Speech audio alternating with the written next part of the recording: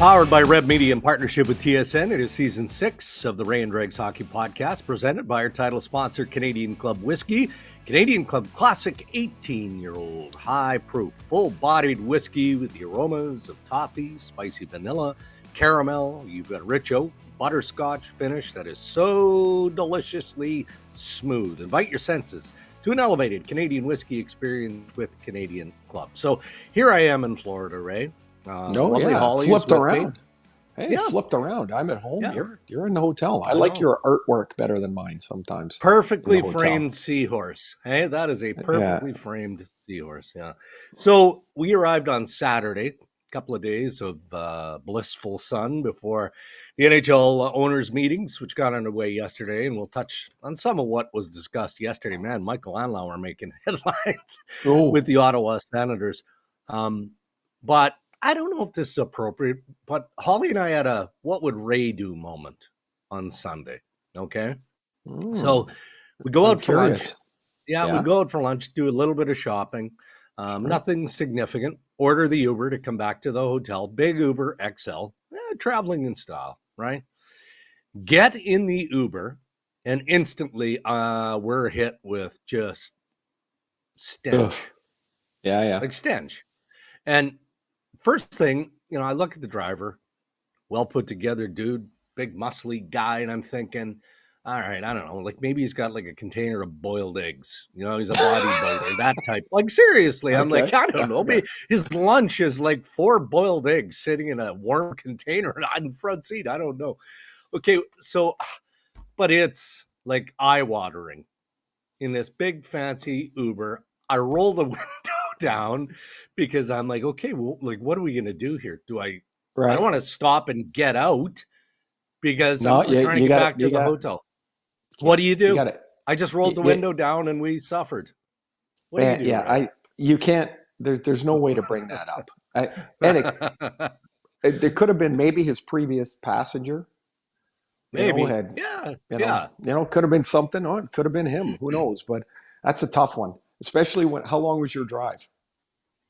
Yeah, like about 7-8 minutes. It was long enough that it was no. Yeah, but you can handle that. If you're going 30 minutes to the airport, nope. Yeah. Can't do it. So we went out for dinner with the group yesterday. I blamed it on Holly. She was really appreciative of that. I told the story. She must day after day just go, oh, what a lucky woman I am. I mean, it's like, yeah. Now, so you guys are on vacation. Happens. Are you doing any work? A little bit of work. Yeah, yesterday was a full day. There was a lot going on here in Florida. And today is, they'll wrap up the meetings. And you know what these meetings are like. It doesn't matter if it's the owners' meetings, the board meetings here, or general managers' meetings. They are strategic in how they structure their meeting times. So yesterday was afternoon. I don't know, maybe some of them played golf in the morning. Today, they're in there bright and early, 8 o'clock in the morning as we record here on Tuesday. And then they'll wrap up so that they all can, again, either go fishing, go golfing, or get on an airplane and get back home. So today will be lighter lifting. I could be on the beach by about 1 o'clock Eastern. How's that? You know what's kind of interesting? I was at a Hall of Fame induction, and so a bunch of GMs were there having a conversation with or not a conversation. They were there for the Hall of Fame, but they were there for one of the inductees, and it's like it was a really good reminder for me, like how obsessive these guys are about their own team. Like they can't take a minute away. So there's speeches going on, and they're all watching individual phones because they're watching their team play.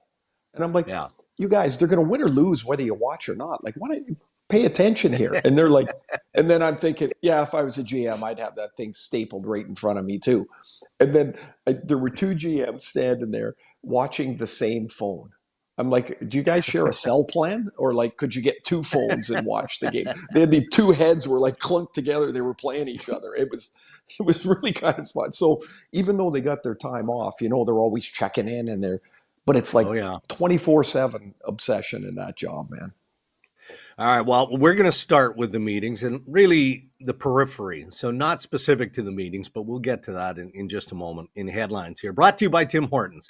Tim's holiday menu is back with festive favorites like the caramel brownie filled Ring Dream Donut. You've got hot chocolate muffins, double chocolate brownies, and the guest favorite, candy cane hot chocolates. So stop by your local Tim's for some fun gift ideas as well. You've got Tim's themed ornaments. The snow globe is a big hit. Toy delivery truck, that was my personal favorite years ago.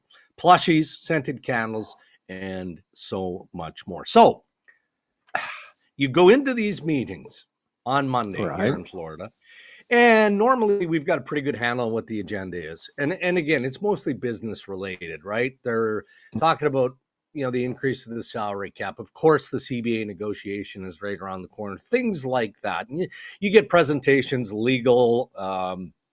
George Barros is here from the Department of Player Safety. Stephen Wacom from the NHL officiating department. I mean, stuff that I think the average hockey fan would find a little bit eye-glazing. All right. So we're in the lobby before the meeting starts. Pierre LeBrun, our friend, our colleague, has scheduled a sit-down interview with Michael Andlauer, owner of the Ottawa Senators, for a piece he's working on for The Athletic. And man, Andlauer came in there with both barrels. And I don't know that he really even cared to answer any of Pierre's questions. He had something he wanted to say, something on his mind, and he lobbed that big grenade, quote unquote, soft tampering, right? And even though Andlauer did not identify the New York Rangers, clearly he's talking about the report in the New York Post last week, authored by Larry Brooks, who also on social media said that the New York Rangers are, quote unquote, targeting Brady Tkachuk, captain of the Ottawa Senators. Well, Andlauer had enough. Not the first time that Tkachuk rumors have been out there. I guess my takeaway from it was, yeah, but that's the league. That's what pro sport is. There's trade speculation around almost every player. I mean, that's just that in today's world, that comes with the territory. And for the record here, Ray, Chris Drury, I know, contacted the commissioner's office yesterday to say, hey, I want everybody to understand we did not tamper. We have not, tried to end around on anything related to Brady Tkachuk. So is this just an oversensitive owner? Or can you appreciate that Michael Andlauer is trying to defend a very popular and important piece of his organization and in his captain, Brady Tkachuk? I think there are several things that are true in this. I don't think it's one thing. I don't think for a second that Larry Brooks made this up. I don't think it's a figment of his imagination. I think somebody told him that the Rangers would love to have Brady Tkachuk. And I don't think it was a fan in Section 324. Now, it doesn't necessarily mean it was a direct, we're trying to make this deal imminently. I don't think it's that either. And so I think at some point, look, Larry's been around this way too long. He's not making this stuff up. He just doesn't. If you want to know what's going on with the Rangers, read Larry Brooks, because it's there in however he has to write it. It's there. That's what I do anyway. When I want to check in, Larry's, I think he really, not I think, I know he really understands what goes on in that market. So I think somewhere somebody mentioned, man, we need a player like Brady Tkachuk. We would love to have a player like him. Larry writes the story. The Senators go, are you frickin' kidding me? This is ridiculous. Because they would know that Larry's been around for more than a couple of days. And so Dregs, you're probably in a way better to answer this because you know the way information flows around, right? Like it flows sometimes easily. Sometimes you got to dig into it and find it. And so the Senators, I think, are saying, and rightfully so, that, hey, our guy is not up for trade. The soft tampering comment, though, that did not come. I've never met Michael Andlauer, or maybe I did a whole bunch of years ago when he was just getting into it in Hamilton. Is the correct? frame. But he didn't come in there, sit down the interview, and that term just came to his head. Like, that did not happen. Right. So I think there's a lot of things at play here. And I think Chris Drury, who's had one hell of a lousy month, yes, is not going to sit there and go, wait a minute, oh, I can let that just slide. I understand why he called the commissioner's office and said, hey, wait a minute. Whatever's going on, it's not coming from my desk. And so I think those are kind of the things that are at play. But I can see why Ottawa was sour. I mean, now they got to go out there and defend why they're not trading their captain when they're not trading their captain. And I can see where, and quite frankly, I can see where about 31 other teams would be interested in Brady Tkachuk too. Yeah. Well, let's expand a little bit here on the New York Rangers, because as you just alluded to, I mean, it's been an ugly month plus, for the Rangers in terms of how they play. And just reading, I didn't see much of Monday night's game, but just reading the aftermath of that one, it sounded pretty stinky. What does a general manager do, if anything? Because again, when you look at it speculatively, there are people now starting to question Laviolette, which comes with the territory, real or unreal. That doesn't matter. Do you see the answers within? Do you think that this team is good enough to be a team that we projected to be a contending team going into the season? Do they still have the pieces, or do they got to really dig deep into this? You know what, Dregs? And I was just thinking when you were framing that up, like in September, I had the Rangers as one of my best couple of teams in the East. They are not that. I don't know how you can look at the Rangers and think that the switch is there to be turned on right now with their current lineup. And I'm going on the last couple of months. So in the game last night, Mika Zibanejad, who I really like as a player, he had 2 games ago, or the game I was there, I guess it was 3 games ago, Friday against Pittsburgh. Man, he was fantastic. And changes the whole look of their lineup. He was engaged. He was on the puck. He skated. He was just okay against Seattle. He was lousy last night. And this is a really good player. And the reason I bring him up, as you say, is the answer's internal. So in the first period, he's got a puck. He's going over. It's a little bit of a rush on the power play.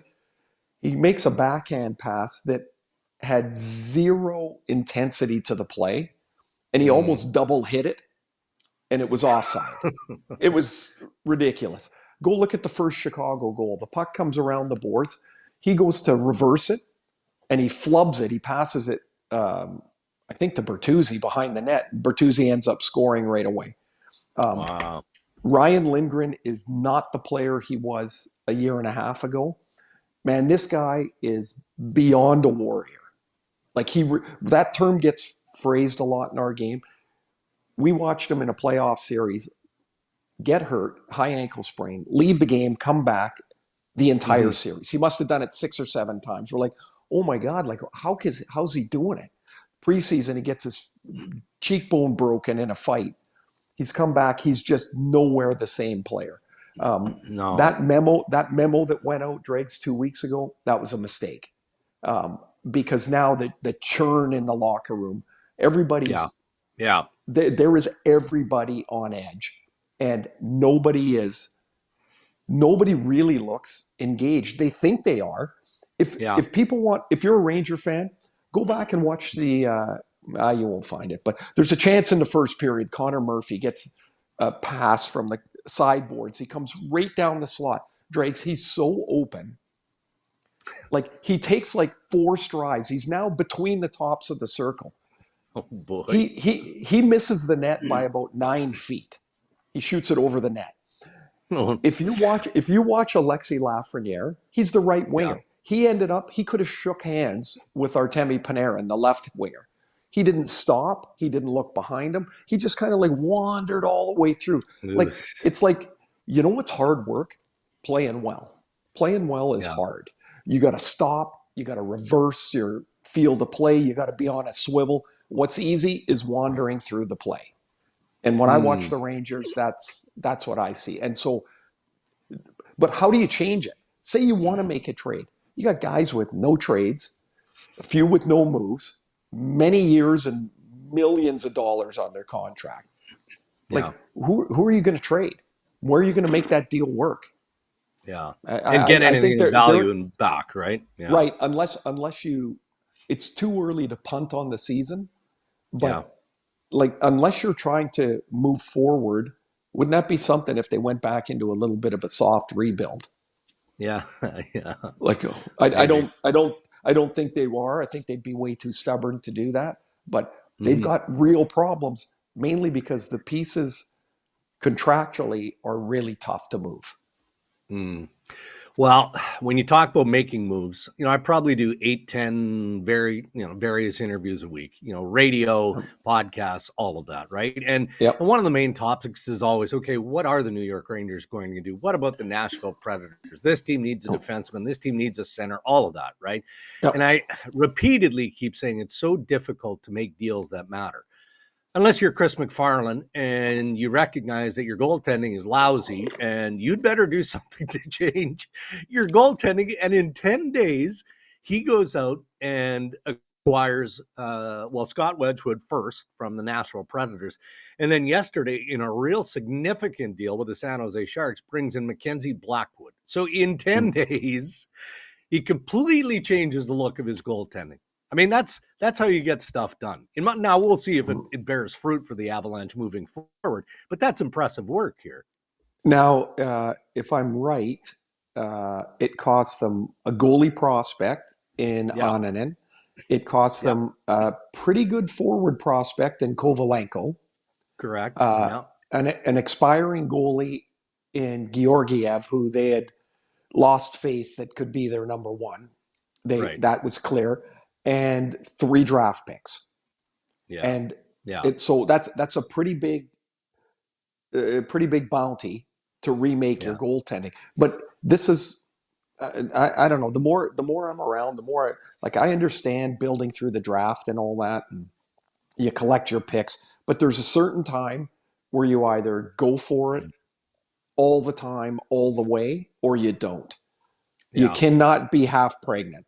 And so Mm, mm, Colorado is in that. Look, Mikko Rantanen needs a new contract at the end of the year. What do you think yeah. he's going to make? Well, I Right? mean, if he gets to the open market and he wouldn't, I don't think he will. I mean, it's 14-ish. Okay, Open so say market, he he's a $14 million player. okay, so say he doesn't. What's it going to be? 12 and a half, 13? Like it's an immense number. So you're trying to win now. You've got Yes. Makar, you've got McKinnon in the primes of your Yeah. career. You're trying to win now. They're a better team now than they were 10 days ago. Yeah. I think Blackwood is better than Georgiev.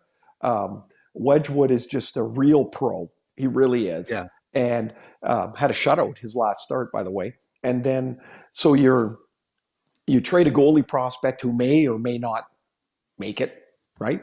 And for Yeah. Mike Greer, you're like, yes, of course I'll do this, of Sure. course. Sure. And if Georgiev stinks the rest of the year, they just let him That's go. fine. Yeah. Yeah, they let him go. They've got that kid. I can hardly wait till this kid gets to the NHL. Askarov, like I Yeah. don't. He's a bit of a character, not a bit. He's a lot of a character, and He so is, yes. I like watching guys. I remember him from the World Junior. He dropped his stick 235 times in the tournament. It was unbelievable. It was like he had grease on his stick. It just kept falling. I'm like, anyway, he's a really good prospect. They got him from Nashville. Oof. And I mean, that's their future, right? Yeah. I know you like to talk on occasion about the teams that you used to play for, right? I mean, there's There's a always lot of them. that There's a lot of them. yeah, well, but there's that connection. I mean, of course, Sure. we're not going to go through the roster. There are a lot of them. But one of them, of course, is the Los Angeles Kings.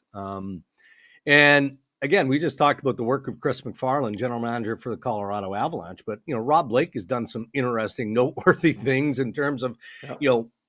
acquiring somebody like Pierre-Luc Dubois from the Winnipeg Jets. And we're like, that's a lot to give up for Pierre-Luc Dubois unless he sees something we don't.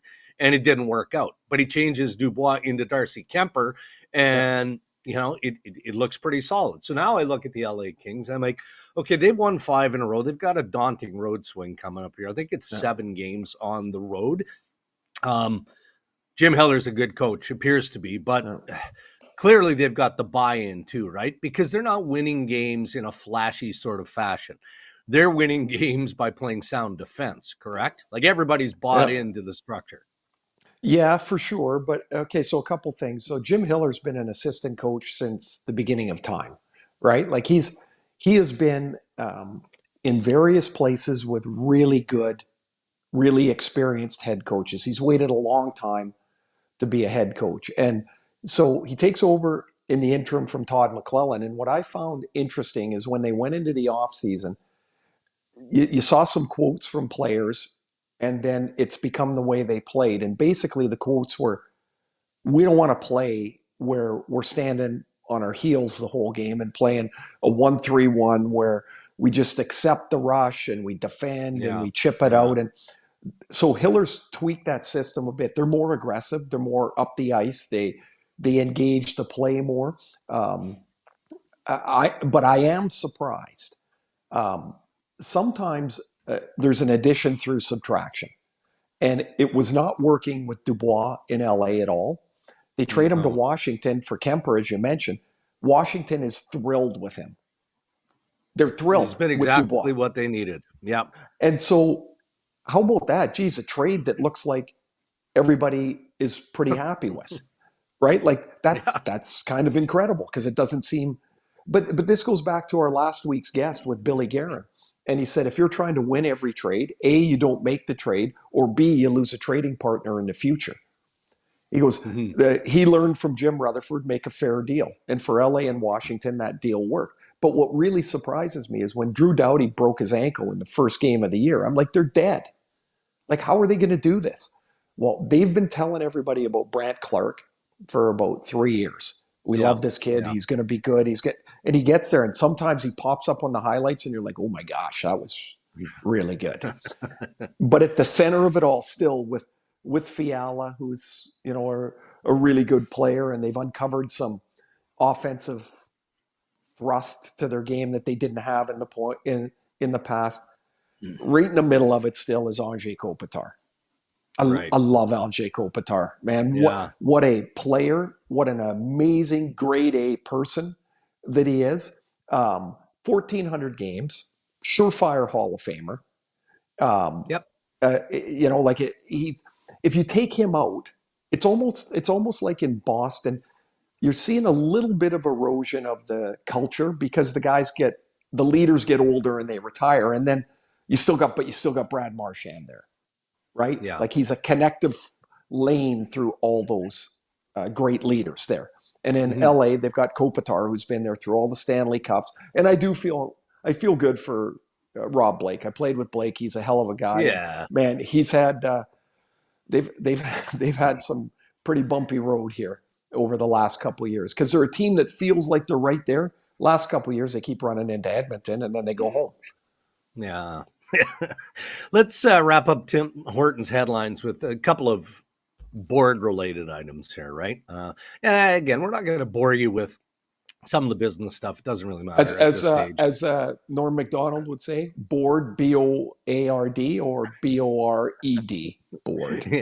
Yeah, exactly. Well, I don't think Tom Dunn, the owner of the Carolina Hurricanes, was in the board meeting yesterday for more than 5 minutes. All he did was walk around the halls. I mean, clearly he's a very successful businessman, so he's on high-level calls or whatever, but he's in his running shoes and his sweatpants and his ball cap on, and he's just or he's getting his steps in while the meeting is going on behind closed doors, but that's what he was doing yesterday. Chris Johnson talked about this in Insider Trading yesterday, but the Washington Capitals met with both commissioners, the commissioner's office and the marketing people for the NHL yesterday, to talk about, obviously, what the ceremony needs to look like if Alexander Ovechkin gets near the record. When do we start parading Gretz game by game?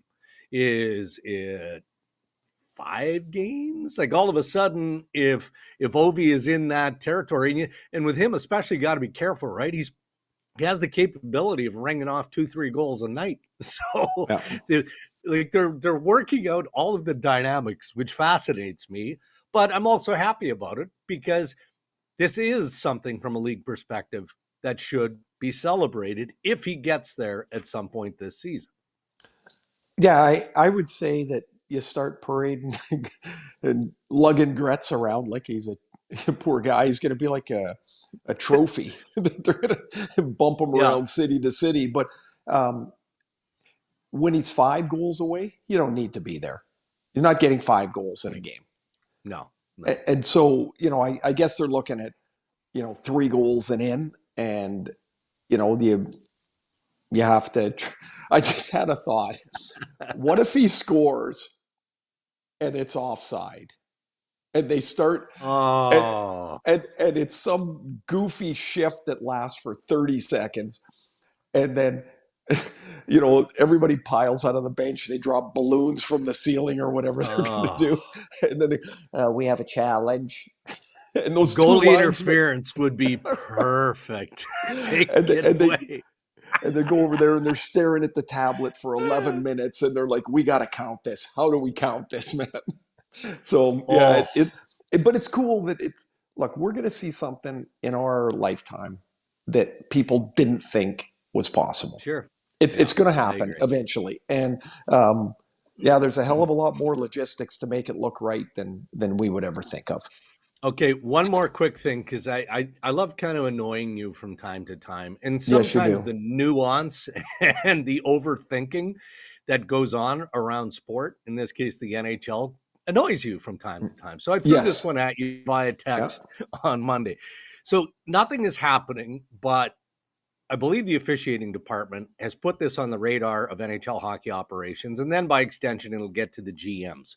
And that is that there's a belief that teams in the defensive zone, doesn't matter forward or defense, if they're out of gas, they will shovel the puck back to their goalie or to their goalie to get a quick stoppage, which obviously facilitates a much needed line change, right?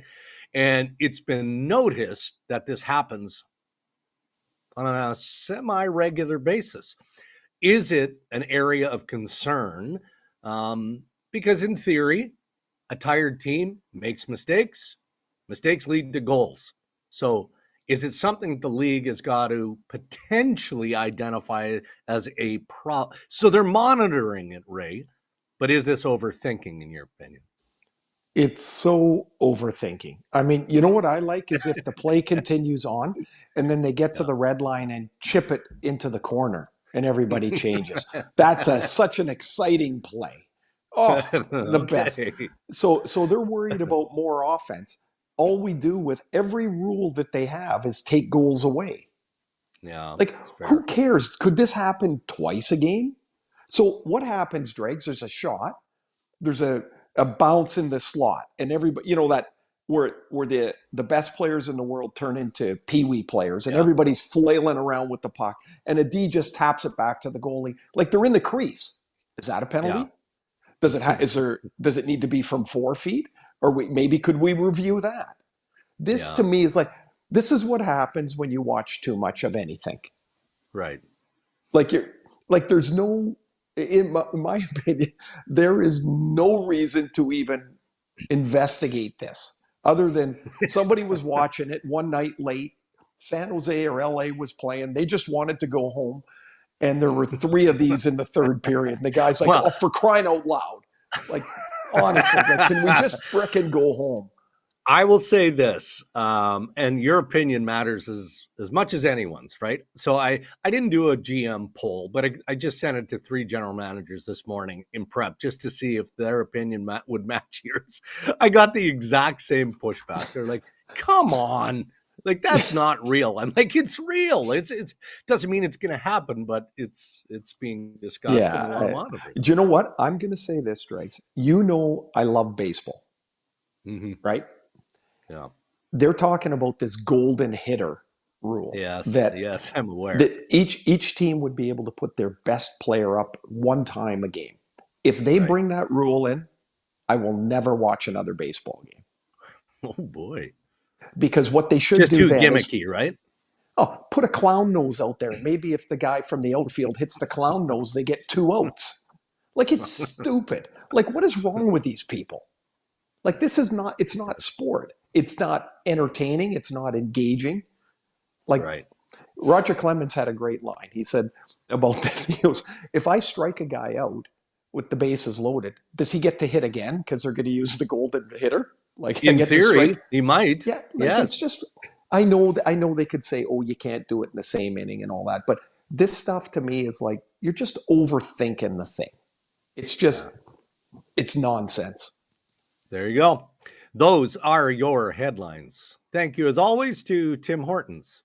Your favorite festive duo is back at Tim's. Try our new non-alcoholic Bailey's Dream Hot Chocolate. Enjoy our newly improved Bailey's Cream Coffee or the full lineup. Rediscover the classics you crave with a touch of holiday magic and non-alcoholic Bailey's at Tim's.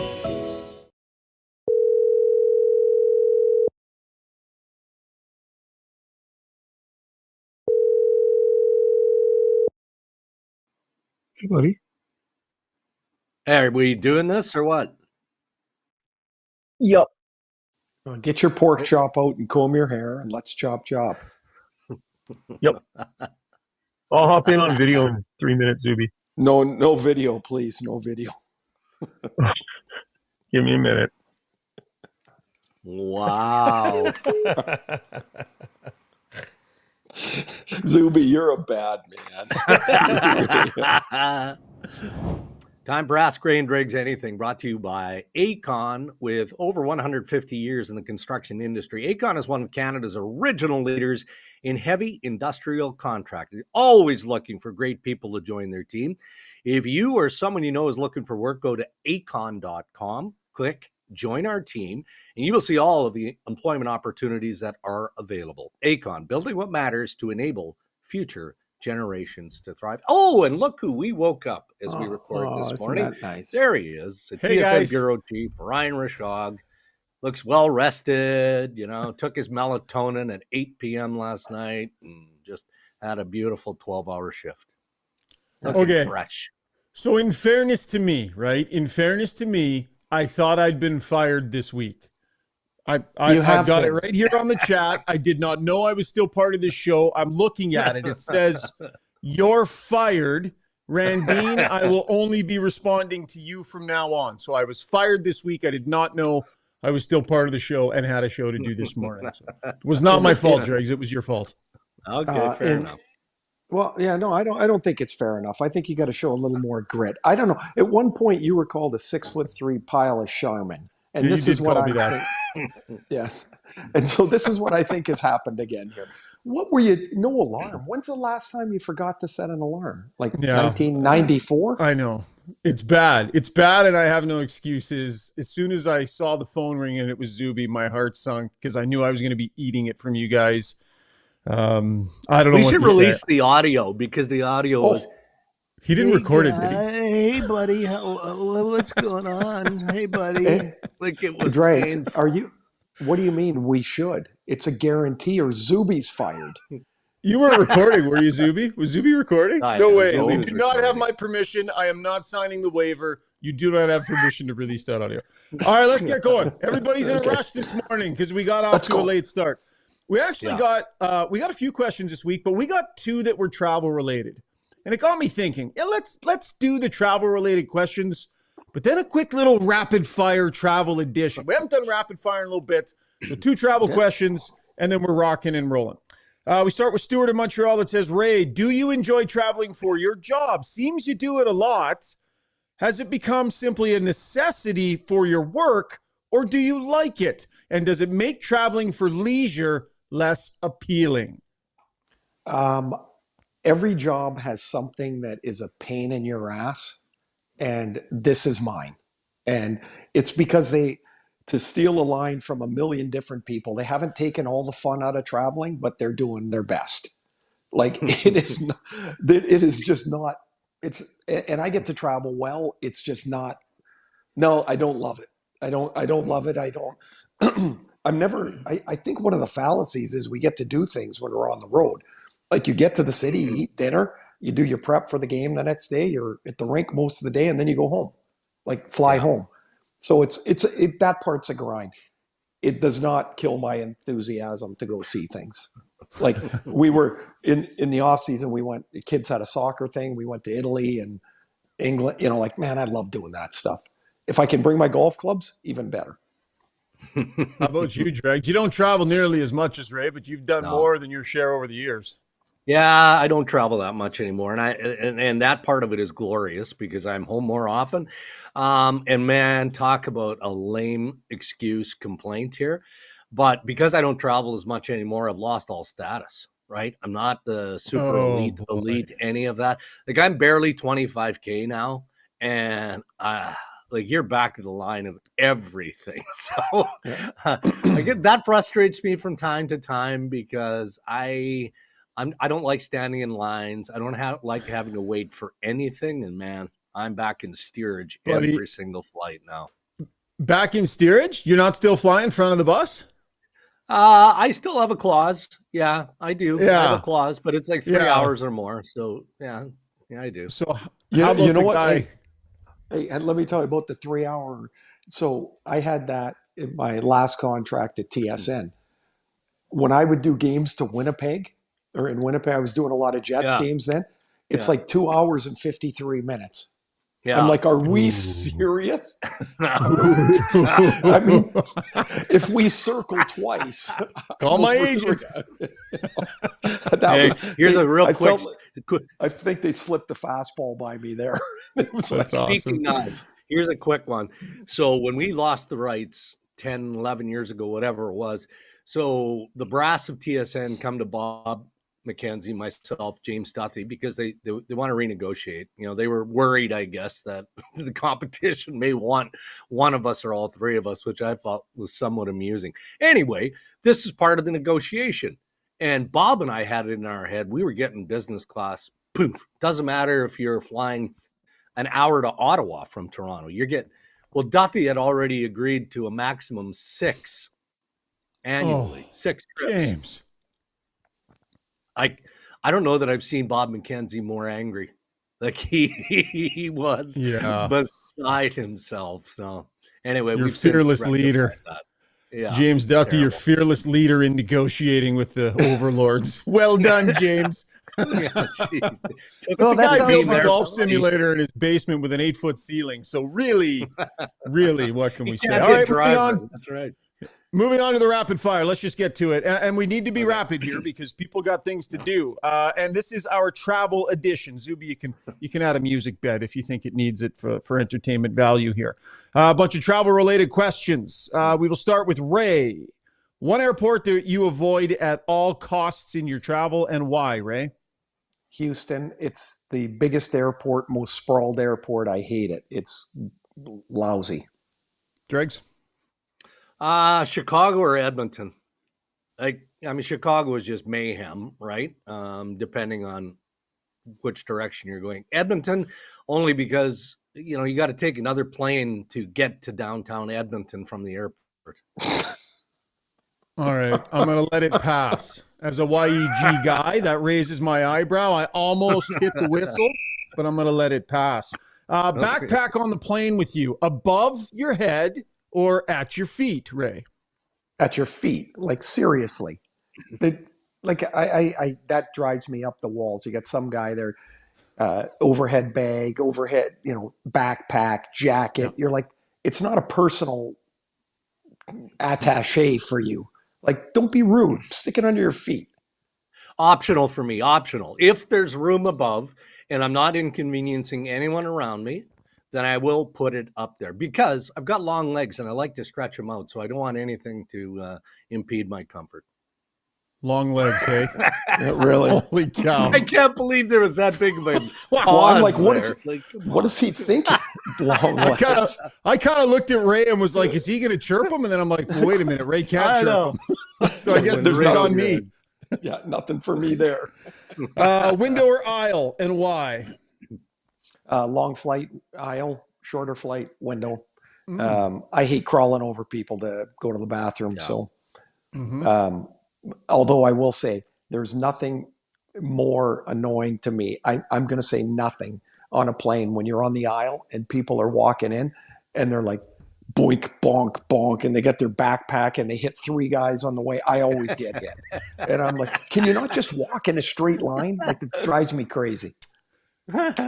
It depends where I'm flying. I would say aisle just for convenience. You want to get up, use a washroom, stretch a little bit more, all of that, I get it. But flying to Florida, as an example, window, because nothing is better on a clear day than you're 20 minutes outside of Fort Lauderdale or Miami or whatever, and you're just staring down at the ocean. So, and very quickly, if you land in a middle seat, do you send the angry email or take a breath and put your phone away? Send an email to who? I don't know. Whoever's booking your travel. That won't happen. I'm retired from the middle seat. So don't get on the flight. Option C, I'm not getting on the flight. Yeah, that's it also depends, where are we at here? Are we in round 1? If we're in round 1, okay, you're like, all right, let's get going. Everybody's chipper. You're in round 3 of the Stanley Cup final and you're in the middle seat and you're flying 5 hours. Somebody's getting a bullet. I'm sorry. Somebody is. We love our travel department. They're beloved and appreciated. They are. TSN. Yes. Okay, first class, do you use the hot towel that they hand out? And if so, what do you wipe with it? I don't. And the reason I don't is I saw on they have those little white towels like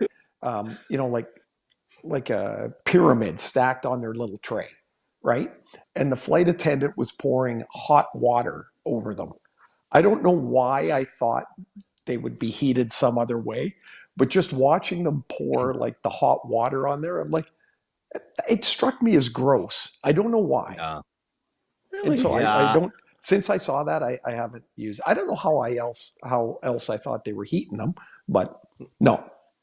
Yeah, see, I didn't know that either. I thought there was like a special machine where they pulled them out of and they were warmed up in that. That's what I thought. Oven. They're moist, you guys. They're clearly moist.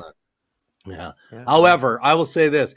I used to wash my face, like give it a quick scrub, the hands, the table, the arms, like all of that on the chair. This was last year I had an experience and I've just declined them now. The guy sitting beside me blew his nose in his towel. Oh, no. Blew his nose. I mean, I'm out. I'm not doing that. I'm not touching any of these towels. I've got one quick question. What's the grossest thing that you've seen on a plane? No. They just no. I don't know why we need to do this. Bare feet. Okay, so I saw a man guy with bare feet.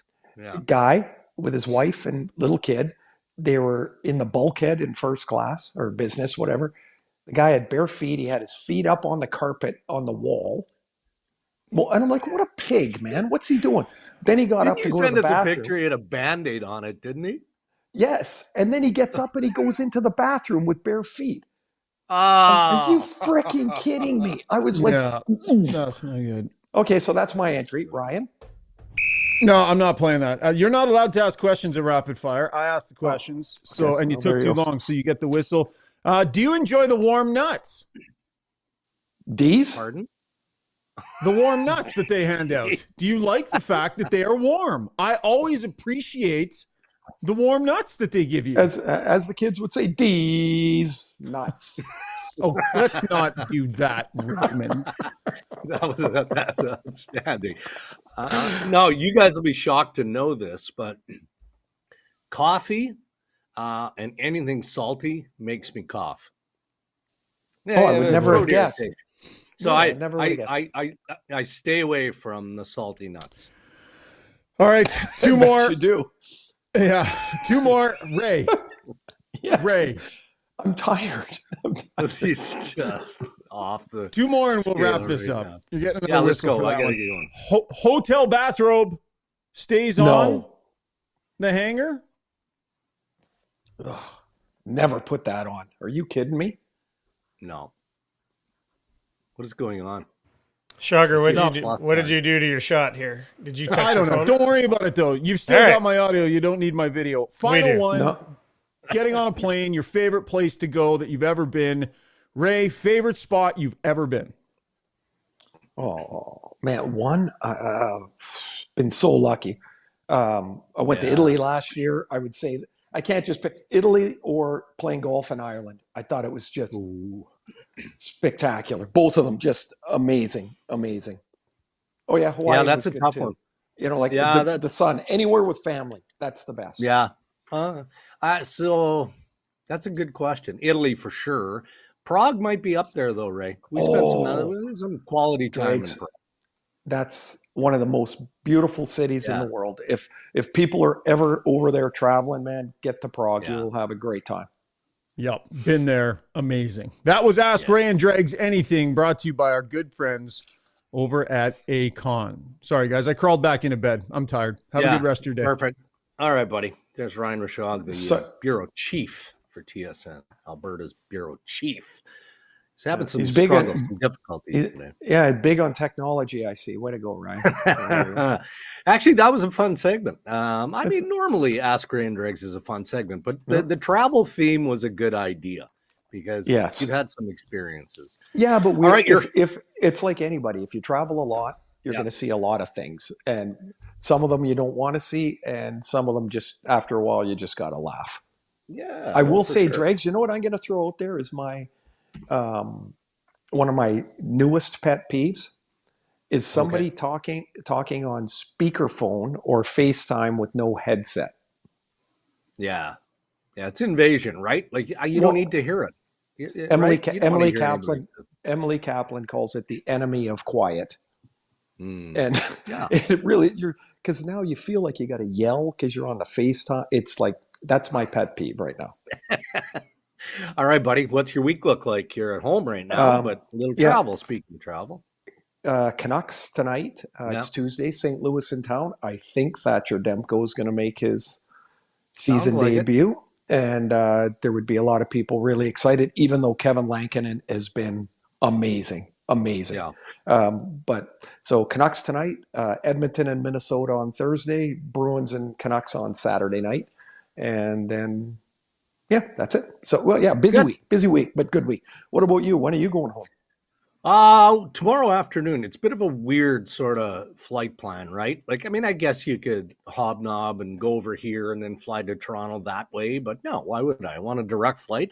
So, not going to make tonight's flight. No time for that. So, and then the next flight out of West Palm is like 2:10 Eastern tomorrow afternoon. So, that's the flight that we'll be on. That's okay. Nice.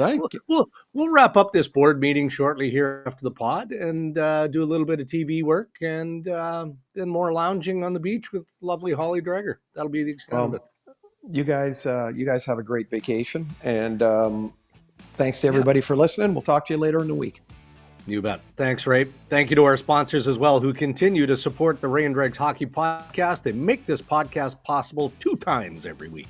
Our title sponsor, Canadian Club Whiskey, Tim Hortons, and new to the fold, our good pals from Acon. All right, it's another edition of Ray and Dregs. Thanks for tuning in, everybody. Stay safe.